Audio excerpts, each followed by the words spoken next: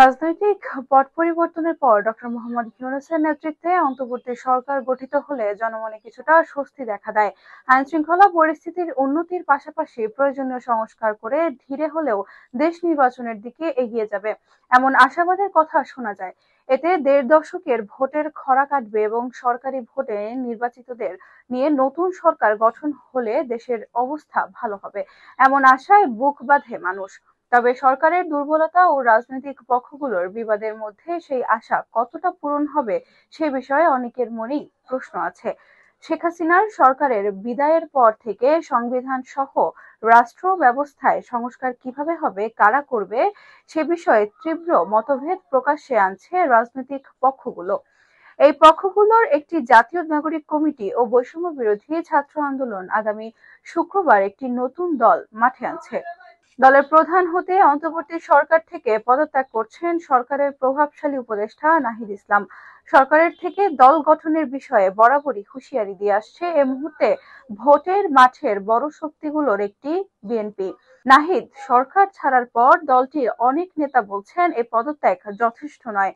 নাহিদ পদত্যাগের পর তাকে পাশে নিয়ে তোলা ছবি দিয়ে প্রধান উপদেষ্টার প্রেস সচিব শফিকুল আলমের ফেসবুক পোস্টের উল্লেখ করে বিএনপির ভাইস চেয়ারম্যান শামসুজ্জামান দুদু আজকের পত্রিকাকে বলেন, প্রধান উপদেষ্টার প্রেস সচিব লিখেছেন একদিন তিনি দেশের প্রধানমন্ত্রী হতে পারেন। প্রেস সচিবের এই কথা যদি প্রধান উপদেষ্টারও কথা হয়ে থাকে তাহলে নাহিদের পদত্যাগ যথেষ্ট নয়। এ নিয়ে প্রশ্ন থেকেই যায়। ২৬ বছরের বয়সে নাহিদকে অন্যতম তীক্ষ্ণ রাজনৈতিক চিন্তাশক্তির অধিকারী অভিহিত করে শফিকুল আলম বলেন, তিনি আগামী কয়েক দশকে দেশের রাজনীতিতে বড় নেতা হিসেবে আবির্ভূত হবেন। বিএনপি নেতারা মনে করছেন নাহিদ যে দলটির নেতৃত্ব দিতে যাচ্ছেন সেটি কয়েকজন প্রভাবশালী ব্যক্তি সরকারের বিভিন্ন গুরুত্বপূর্ণ পদে আছেন।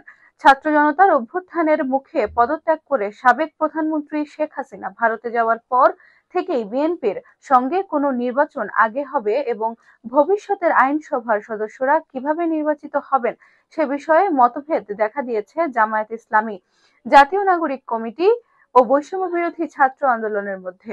বিএনপি কিছু সংস্কার করে সরাসরি জাতীয় সংসদ নির্বাচনে যেতে বলছে সরকারকে। অন্য ৩ সংগঠন বলছে জাতিসংঘের প্রতিবেদনের ভিত্তিতে আগে মানবতা বিরোধী অপরাধের জন্য শেখ হাসিনার বিচার, তারপর গণপরিষদ নির্বাচন ও ভোটের আনুপাতিক হারে পরবর্তী আইনসভা গঠন করে সেখানে সংবিধান বদলানোর কথা। ভোটের আগে ঢাকা সহ সারা দেশে বিশ্ববিদ্যালয়গুলোয় নিয়ন্ত্রণ প্রতিষ্ঠায় সক্রিয় হয়েছে জাতীয়তাবাদী ছাত্রদল, ইসলামী ছাত্র শিবির ও এর সমমনা সংগঠনগুলো। খুলনার কুয়েট সহ কয়েকটি স্থানে সংঘর্ষ হয়েছে তাদের মধ্যে। রাজনৈতিক শক্তিগুলোর বিবাদে জড়ানো আইন শৃঙ্খলার পরিস্থিতির অবনতির বড় কারণ এমনটা মনে করছেন সরকারের গুরুত্বপূর্ণ ব্যক্তিরাও। দেশে অরাজক পরিস্থিতি বিরাজ করছে এমনটা উল্লেখ করে সেনাপ্রধান জেনারেল ওয়াকার উজ্জামান গতকাল বলেন, আমরা নিজেরা হানাহানির মধ্যে ব্যস্ত, একজন আরেকজনের বিরুদ্ধে বিষোদ্গারে ব্যস্ত। এটা একটা চমৎকার সুযোগ অপরাধীদের জন্য।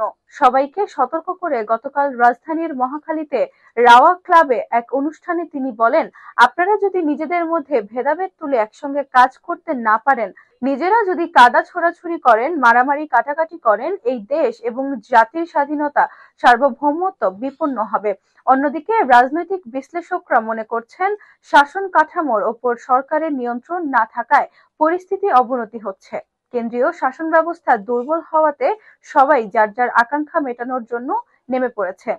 ঢাকা বিশ্ববিদ্যালয়ের রাষ্ট্রবিজ্ঞান বিভাগের অধ্যাপক ডক্টর সাব্বির আহমেদ গতকাল আজকের পত্রিকাকে বলেন, শাসন ব্যবস্থার যে স্তম্ভগুলো তার উপর সরকারের নিয়ন্ত্রণ নেই। অনেক অপরাধীকে জেল থেকে ছেড়ে দেওয়া হয়েছে, অনেক অস্ত্র বেহাত হয়ে গেছে, সেগুলো আর ফিরিয়ে আনা যায়নি। এমন ব্যর্থতায় পরিস্থিতির অবনতি হওয়ারই কথা। পরিস্থিতি সামাল দেওয়ার জন্য সেনাবাহিনী সহ বিভিন্ন বাহিনীকে ম্যাজিস্ট্রেসি ক্ষমতা সহ দায়িত্ব দেওয়া ছিল। এমনটা উল্লেখ করে সাব্বির আহমেদ বলেন, তারা কি করলেন, কতটা করলেন, যদি না করে থাকেন কেন করলেন না, এমন প্রশ্ন তো জনমনে আছে। সরকার থেকে নতুন রাজনৈতিক দল গঠনের বিষয়ে সাব্বির আহমেদ বলেন, সরকারি থেকে দল গঠন করা নতুন কিছু নয়। যারা অভিযোগটি করেছেন তাদের দল কিভাবে এসেছে সেটা তারা নিজেরা খুঁজে দেখতে পারেন। দল কিভাবে গঠন হলো সেটা নিয়ে উদ্বিগ্ন হওয়ার কিছু নেই। এমন মন্তব্য করে অধ্যাপক সাব্বির আহমেদ বলেন, কি উদ্দেশ্যে দলটি করা হচ্ছে, দলটির নেতাদের কথা ও কাজে মিল আছে কিনা এটা গুরুত্বপূর্ণ। কথা আর কাজে মিল না থাকায় অনেক দল হারিয়ে গেছে। নির্বাচনের আগ পর্যন্ত দেশ সংকটে থাকার ঝুঁকি আছে, এমনটা মনে করেন এই রাষ্ট্রবিজ্ঞানী। তিনি বলেন, পরিস্থিতি সামাল দিতে জাতীয় সংসদ নির্বাচনের কোনো বিকল্প নেই। সব বড় দলকে নির্বাচনে আসার সুযোগ দেওয়া প্রয়োজন।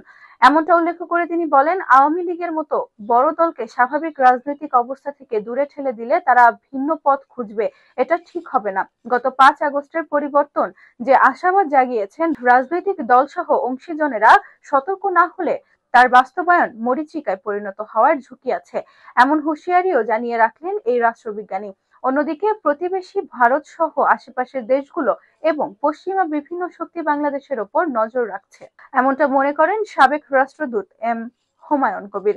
পরিস্থিতি স্বস্তিকর মনে হচ্ছে না, এমনটা উল্লেখ করে গতকাল আজকের পত্রিকাকেও তিনি বলেন, অপরাধ বাড়তে থাকলে বাইরের শক্তি যারা আছে তাদের হাত দেওয়ার ঝুঁকি বাড়বে। দেশের ভেতরেও তাদের লোক আছে। মোহাম্মদ ইউনূসের সরকারের প্রতি শুরু থেকেই মানুষের সমর্থন আছে, এটা উল্লেখ করে বাংলাদেশের এন্টারপ্রাইজ ইনস্টিটিউটের প্রেসিডেন্ট বলেন, মানুষ আশা করে যে তিনি নেতৃত্ব দেবেন। প্রশ্ন হচ্ছে, তিনি কি দিচ্ছেন না নাকি দিতে চাচ্ছেন না। স্থানীয় রাজনীতিতে ধর্মীয় উগ্রবাদের প্রভাব বাড়ার ওপর পশ্চিমা বিশ্বের নজর আছে উল্লেখ করে যুক্তরাষ্ট্রের রাষ্ট্রদূতের দায়িত্ব পালন করা এই কূটনীতিক বলেন, মিশর ও তিউনিসিয়ায় ডানপন্থীদের উত্থানে ভালো কিছু হয়নি, এ বিষয়ে সতর্ক থাকা দরকার।